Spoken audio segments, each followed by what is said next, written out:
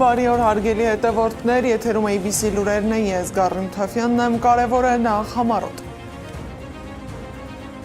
Սահմանադրական դատարանը այսօր կգնա խորհրդակցական սենյակ, կողմերը հանդես կգան եզրափակիչ ելույթներով։ Հայ գերիների պաշտպանները պահանջել են արդարացման դատավճիռ, ինչ է տեղի ունեցել հերթական կեղծ նիստի ժամանակ։ Ադրբեջանը իսրայելական մուրճի և թուրքական սալի արանքում, ինչի մասին են խոսում փորձագետները։ Երևանում մի խումբ անձանց միջև ծեծկռտուք է տեղի ունեցել, կա 5 վիրավոր։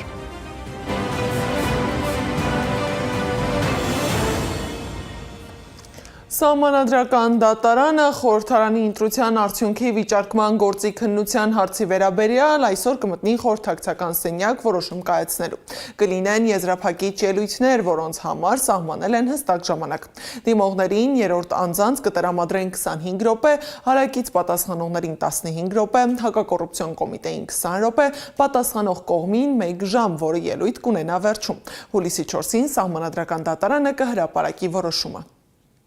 Հնչեցին որոշ հարցեր եւ դրանց վերաբերյալ պատասխանները, որոնք հնչեցին, օրինակ նույն վերաքվեարկության հետ կապված հարցին, վարչական դատարանի վճռի վերաբերյալ եւ կարծում եմ մեր հայրենակիցներն էլ կարեւոր հանգամանքներ բացահայտեցին հենց իրենց համար։ Ընտրական օրենսգիրքը մեխանիզմներ նախատեսի, այդ թվում դրա թույլատրելիության վերաբերյալ միայն այն փաստը, որ քաղաքացիական պայմանագիր կուսակցության նախընտրական ցուցակը 90%-ով բաղկացած է եղել պաշտոնյաներից, սա արդեն խոսում է նրա մասին, որ մենք ունենք գործադիր իշխանության եւ կոնկրետ կուսակցության նույնացման ռիսկը։ Եվ ցավոք սրտի գործնականում նաեւ այդ ամենը իր արտացոլումը ստացել է։ Սահմանադրական դատարանում ընդդիմադիր ուժերի ներկայացուցիչները ապացուցել են, որ ծրարները թափանցիկ են եղել, հետևաբար քվեարկության գաղտնիությունը չեն ապահովել։ Բարգավաճ Հայաստան կուսակցության ներկայացուցչի միջնորդության հիման վրա Սահմանադրական դատարանում դատական փորձարարություն է իրականացվել։ Ընտրատեղամասերից մեկի քվեաթերթիկների պարկից վերցրել են մեկական քվեաթերթիկ, յուրաքանչյուր կուսակցությունից եւ ծրարներ։ Մամուլը եւ սոցիալական մեդիան հեղեղված աննկարներով տարբեր տեսակետից նկարված, որ թափանցիկ են ամբողջությամբ, գործընկերոջս մոտ կա մի շարքը դրանցից, որոշ քանակի մենք ենք գցել հենց մեր միջնորդությանը, որով պահանջել ենք առավոտ թերթներ հրապարակել, այլ որտեղ կա։ Բարձր դատարան ըստ էության 1, 2, 3, 4, 5, 6, 7, 8, 9 ծրար, ոչ թե լույսի դիմաց, այլ եթե ցերեկային որոշակի ուժեղության լույս լինի, լույսի դիմաց չէ, այլ սենց տեսանելիությունը, ապա նույնիսկ այս մուգ ծրարները բաց են թողնում։ Դրա համար, որպեսզի մենք կարողանանք դրանում համոզվենք, այս լույսի տակ չի լինելու, որովհետև ըստ էության այս լույսը սվետադիոդային լամպերն են, որոնք ըստ էության սրա մեջով չեն հասնում։ Ես առավոտյան եւս մեկ անգամ փորձել եմ նայել դայնագրությունները, որը ստացել էինք հասկանալու համար ընտրատեղամասերը ինչ աստիճանի լուսավորվածության են, որովհետև տեղեր կան, որ մութ են, տեղեր կան, որ լույս են։ Ընտրատեղամասերի մեծամասնությունը, քանի որ դա դպրոցներում են եւ այնպիսի վայրերում են, որտեղ սանիտարական պայմանները ենթադրում են լույսի բավարար թափանցելիություն, բավարար լուսավոր են եւ ընտրության ամբողջ այդ օրը ընտրության եղել է բավարար լուսավոր եւ եթե հնարավորություն ունենք որևէ այլ տեղ փորձարարություն կասեմ, ինչ ասեմ, բան լույսի տակ սա դիտարկել, ցերեկային լույսի, չեմ ասում արևի դիմաց շատ հստակ է երևում, ցերեկային լույսի դիմաց ուղղակի դիտարկել, կտեսնենք, որ նույնիսկ այս մութ այս երկու տեսակի ծրարներից մուգն էին բոլորը ես նշեցի, բայց նույնիսկ այս մուգերի մեջ սրանք երևում են։ Ընտրությունից գրեթե մեկ ամիս անց քաղաքական ուշադրության կենտրոնը տեղափոխվել է Սահմանադրական դատարան։ Հենց այստեղ պետք է տրվի ընտրական գործընթացի վերջնական իրավական գնահատականը։ Մինչդեռ գործի քննությունն արդեն ուղեկցվում է ոչ միայն իրավական, այլև քաղաքական բուռն քննարկումներով։ Ինչ է տեղի ունենում Սահմանադրական դատարանում եւ ինչու է առաջիկա որոշումը համարվում առանցքային, ռեպորտաժում։ Հուլիսի 4-ին Սահմանադրական դատարանը կհրապարակի որոշումը 2026 թվականի հունիսի 7-ի խորհրդարանական ընտրությունների վերաբերյալ։ Մինչև այդ հունիսի 30-ին դռնփակ նիստում դատարանն ուսումնասիրում է նաև գաղտնի փաստաթղթեր։ Սակայն դատական գործընթացը ընթանում է ոչ միայն իրավական ձևաչափով, այլ նաև քաղաքական բարձր լարվածության պայմաններում։ Օրինակ, երկուշաբթի նիստը վերածվել էր սուր քննարկումների Սահմանադրական դատարանի դատավոր Սեդա Սաֆարյանի հարցադրումից հետո։ Իմ խորին համոզմամբ Սեդատ Սաֆարյանն առհասարակ սահմանադրական դատարանի հետ պետք է որևէ տիպի առնչություն ունենար, դա մեկ, բայց ինքը հավատացեք, գուցե ամենաազնիվն է իրեն դրսևորում այդտեղ նստածներից, որովհետև ի տարբերություն ուրիշների գուցե չգիտի, որ դիտակցնի դա։ Հասկանում եք, ինքը չգիտի, որ մինչև վերջ անկեղծ պետք չի լինել։ Սա առաջին դեպքը չէ, երբ Սահմանադրական դատարանում քննարկվում է դատավորների մասնակցության հարցը։ Օրինակ, Սահմանադրական դատարանի որոշմամբ դատավորներ Վլադիմիր Վարդանյանը եւ Արտակ Զեյնալյանը չեն մասնակցում գործի քննությանը։ Ըստ հրապարակված հիմնավորման նրանց մասնակցությունը համարվել է անհնարին կանխակալ վերաբերմունքի վերաբերյալ կասկածների հիմքով։ Սահմանադրական դատարանի ներկայիս կազմը ձևավորվել է տարբեր տարիների ընթացքում տարբեր իրավական եւ ինստիտուցիոնալ փուլերում։ Դատարանի կազմում ընդգրկված են դատական համակարգից, ակադեմիական ոլորտից եւ պետական կառավարման տարբեր օղակներից եկած իրավաբաններ։ Սահմանադրական դատարանի մասին օրենքի համաձայն բարձր դատարանը կարող է կայացնել մի քանի տեսակի որոշում, անփոփոխ թողնել ընտրությունների արդյունքները, հաստատելով ԿԸՀ որոշումը, ամբողջությամբ կամ մասնակի անվավեր ճանաչել ընտրությունների արդյունքները, սահմանել մանդատների բաշխման նոր կարգ կամ նշանակել ընտրության երկրորդ փուլ։ Իսկ արդյոք Սահմանադրական դատարանն ունի բավարար հիմքեր ընտրությունների արդյունքները փոխելու համար։ Փաստաբան Երվանդ Վարոսյանի գնահատմամբ խնդիրը իրավականից ավելի խորն է։ Սահմանադրական դատարանը երբեք չի ճանաչի ընտրությունների արդյունքները անվավեր, այլ կերպ, քան Նիկոլ Փաշինյանի հրահանգով։ Հայաստանի Հանրապետությունում բարձր դատարան ասելով ինչը նկատի ունեք, այն սահմանադրական դատարանը, որը ձևավորվել է սահմանադրական կարգը տապալելու միջոցով, թե մարդիկ են, որոնք ինչ-որ հատուկ գույնի սքեմներ են հագնում, տենց դառնում են բարձր դատարան։ Հայաստանում Սահմանադրական դատարանը նախկինում եւս բազմիցս քննության է առել ընտրությունների արդյունքները, սակայն ձևավորված նախադեպը ցույց է տալիս, որ դատարանը հիմնականում պահպանել է ընտրությունների արդյունքների կայունությունը, խուսափելով դրանց ամբողջական անվավերացումից։ Մենք կամ իրականությունը ինքներս մեզ պիտի խոստովանենք, կամ պիտի զբաղվենք աճպարարություն։ Հայաստանի Հանրապետությունում կա մեկ իշխանություն, որը մարմնավորում է իշխանության բոլոր 3 ծևերը, եւ դա ցավոք սրտի Նիկոլ Գովայի Փաշինյանն է։ Հուլիսի 4-ին Սահմանադրական դատարանի հրապարակելիք որոշումը կարող է դառնալ ոչ միայն ընտրական գործընթացի իրավական եզրափակում, այլ նաև ազդակ երկրի ներքաղաքական զարգացումների հաջորդ փուլի համար։ Անկախ որոշման բովանդակությունից այն արդեն ընկալվում է որպես քաղաքական եւ ինստիտուցիոնալ ազդեցություն ունեցող փաստաթուղթ։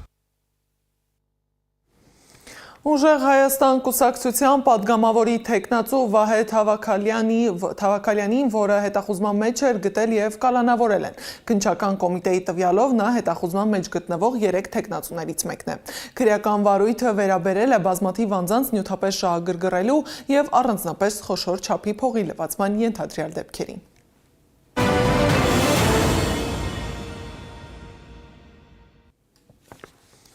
Բաքվի վերաքննիչ դատարանում շարունակվել է Արցախի ռազմաքաղաքական ղեկավարների եւ մյուս հայ գերիների բողոքի քննությունը։ Արցախի ազգային ժողովի նախկին նախագահ Դավիթ Իշխանյանի, Դավիթ Ալլահվերդյանի, Մելիքսեթ Փաշայանի պաշտպանները խնդրել են դատարանին բեկանել փետրվարի 5-ի դատարանի վճիռն ու իրենց պաշտպանյանների նկատմամբ արդարացման դատավճիռներ կայացնել։ Այնուհետև դատական նիստ ընդմիջվել է, որպեսզի մեղադրյալներն իրենց պաշտպանների հետ փակ գաղտնի հանդիպումներ անցկացնելու հնարավորություն ունենան։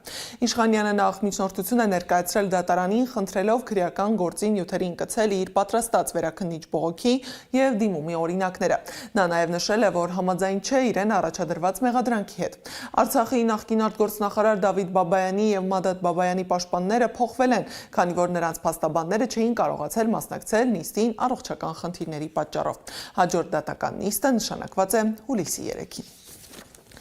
Իսկ Թուրքիայի նախագահ Ռեջեփ Թայիփ Էրդողանն անդրադարձել է հայոց ցեղասպանությունը ճանաչելու մասին Իսրայելի որոշմանը, նշելով, որ իր երկրի պատմության մեջ չկան ցեղասպանության, կոտորածների, ճնշումների եւ գաղութատիրության դրվագներ։ Հիշեցնեմ, որ օրեր առաջ Իսրայելի կառավարությունն ընդունել է ցեղասպանությունը ճանաչելու մասին որոշում, որը արժանացել էր Անկարայի քննադատությանն ու Բաքվի մտահոգությանը։ Փաշինյանն էլ հայտարարել էր, թե որոշման վերաբերյալ արձագանքի կարիք չի տեսնում։ Արձագանքի կարիք մենք չենք տեսնում, որովհետև կարծում ենք, որ հայոց ցեղասպանության զենքայնացման թեմայի մեջ չմտնելը բխում է Հայաստանի Հանրապետության շահից, այսինքն արձագանքի կարիք չի։ Իսկ իրանագետ Վարդան Ոսկանյանի կարծիքով Ադրբեջանը Թուրքիա-Իսրայել լարված հարաբերությունների համատեքստում ձգտում էր մի ձեռքով երկու ձմերուկ բռնել, բայց այժմ ստիպված է ընտրություն կատարել։ Հայոց ցեղասպանության Իսրայելում կառավարության մակարդակով ճանաչումը, որն ինքնին բարոյականության հետ որևէ առնչություն չունի, նկատելիորեն սահմանափակել է Ադրբեջանի մանևրի տիրույթը եւ ստիպել որդեգրել բացահայտ թուրքամետ դիրքորոշում, այն արտահայտելով ոչ ավելի, ոչ պակաս ԱԳՆ-ի մակարդակում արված հայտարարությամբ։ Իրանի դեմ ամերիկա-իսրայելական վերջին անհաջող պատերազմը ևս ազդել է Բաքվի դիրքորոշման վրա, քանի որ Իսրայելի դաշնակիցը լինելը ունենալով տարածաշրջանային իր գերակայությունը, նաև հրթիռային հարվածներով հաստատող Իրանի նման հարևան, այժմ չափազանց վտանգավոր է դարձել։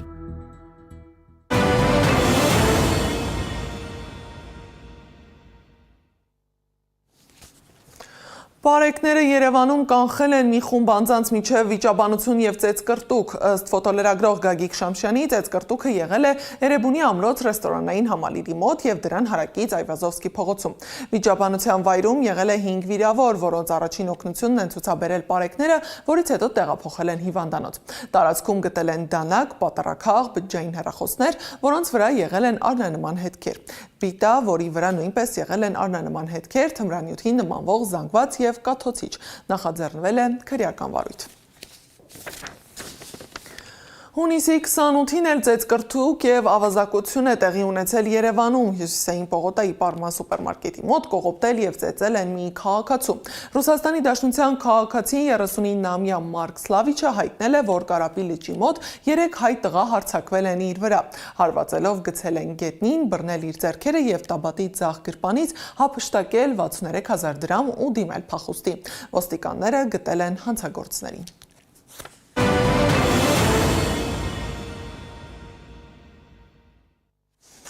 Սիրիայի նախագահ Ահմեդ Ալ-Շահարան հայտարարել է, որ Սիրիան ոչ օտար դավադրությունների փորձադաշտ է, ոչ էլ այլոց նկրտումների իրականացման հարթակ։ Ալ-Մայադինի փոխանցմամբ Ալ-Շահարան դատապարտել է նաև Իսրայելի հարձակումները երկրի հարավային շրջաններում շարունակվող ներխուժումների ֆոնին։ Երկուշաբթի օկուպացված Գոլանի բարձունքների մերձակա բնակավայրերի բնակիչները ստիպված են եղել լքել իրենց տները։ Սիրիայի արտաքին գործերի նախարարությունը դատապարտել է իսրայելական ագրեսիաները, դրանք որակելով որպես Սիրիայի ինքնիշխանության եւ տարածքային ամբողջականության կոպիտ խախտում։ Ալ-Շահարան ընդգծել է, որ Դամասկոսը հավատարիմ է երկրի տարածքային ամբողջականության եւ կայունության պահպանմանը։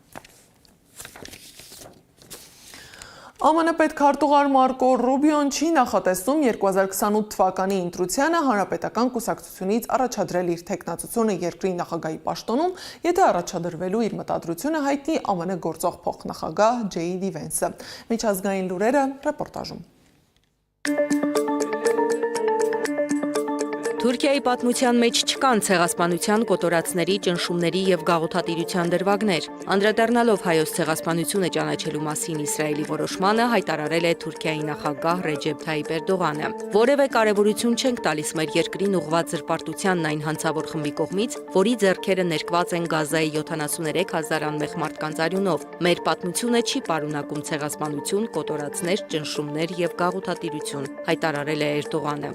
Իսրայելի բանակը դուրս չի գա Լիբանանի տարածքից, քանի դեռ գտնում է, որ սպառնալիք կա Հեզբոլլահ խմբավորման կողմից, հայտարարել է Իսրայելի վարչապետ Բենյամին Նեթանյահուն, որը երկրի պաշտպանության նախարար Իսրայել Կացի հետ մեկնել է Լիբանանի հարավ եւ այցելել Իսրայելի ռազմական վերահսկողության տակ գտնվող սահմանային շրջաններ։ Քանի դեռ Հեզբոլլահն այստեղ է եւ սպառնում է մեզ, մենք կմնանք։ Մեր ուղերձը հետեւյալն է, եթե սպառնալիք եք տեսնում, գործեք, ասել է Նեթանյահուն դիմելով զինվորներին։ Նույնիսկ հիմա, երբ մենք բանակցություններ ենք վարում Ամերիկայի հետ, մենք չենք բանակցում ընկերոջ հետ։ Մենք բանակցություններ ենք վարում անվստահելի թշնամու հետ, որն անպայման գործողություններ կձեռնարկի մեր դեմ առաջին իսկ հնարավորության դեպքում, հայտարարել է Իրանի խորհրդարանի խոսնակ Մոհամմադ Բաղեր Ղալիբաֆը։ Իրականում մարդը կարող է լավ բանակցել միայն այն դեպքում, երբ պատրաստ է պատերազմի։ Ծննդյան իրավունքով քաղաքացիությունը մնում է անփոփոխ Միացյալ Նահանգներում ծնվածների համար։ Նման որոշում է ընդունել ԱՄՆ Գերագույն դատարանը, այդպիսով արգելափակելով Թրամփի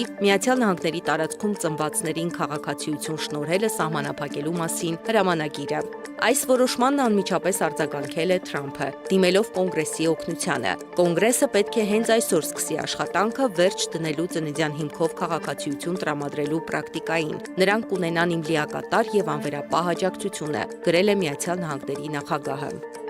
Վենեսուելայում տեղի ունեցած հզոր երկրաշարժերից 6 օր անց փլատակներից ողջ են դուրս բերել 3 տարեկան երեխայի, հայտնել է նախագահի պաշտոնակատար Դելսի Ռոդրիգեսը։ Ուելսի արքայադուստրն էլ 24 ժամում բարձրացել է Մեծ Բրիտանիայի 3 ամենաբարձր գագաթները քաղցկեղի դեմ պայքարի համար միջոցներ հավաքելու նպատակով։ Արքայադուստր Քեյթն այդպիսով աջակցել է այն հիվանդանոցին, որտեղ 2 տարի առաջ քաղցկեղի դեմ բուժում էր ստացել։ Շատերն են ինձ հարցրել, ինչու եմ մասնակցում այս արշավին, պատճառը մասամբ անձնական է, ես անչափ երախտապարտ եմ այստեղ լինելու համար, եւ որ ունեմ բավական ուժ այս բլուրները բարձրանալու համար, ասել է նա տեսաուղերձում։ Զարա Սարգսյան, Գեգամ Ղազարյան, ABC Media։ Այն ժամի համար նախատեսել էինք այսքանը, շարունակեք հետևել մեզ սոցիալական բոլոր հարթակներում, ABC լուրերը կրկին եթերում կլինի ժամը 15-ին, կհանդիպենք առայժմ։